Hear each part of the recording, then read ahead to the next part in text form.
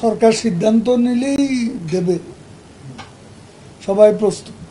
আদালত নির্দেশ দিলেই সেটাই সরকারের নীতি হচ্ছে। এটা সম্পদের হিসেব দিতে পারে, এটা দেওয়া উচিত,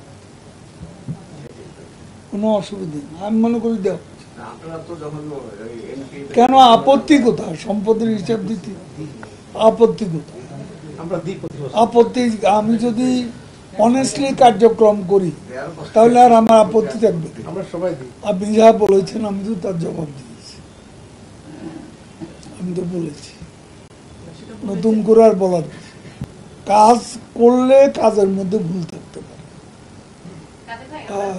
ভুল থাকতে পারে। এবারে আমরা সবাই সবকিছুই ভুল ত্রুটির ঊর্ধ্বে এমনটা কারোরই ভাবা উচিত। আমরা গভীরভাবে পর্যবেক্ষণ করছি পরিস্থিতি, সময় মতো সাবধান সমাধান হয়ে যাবে। I hope so and I believe so.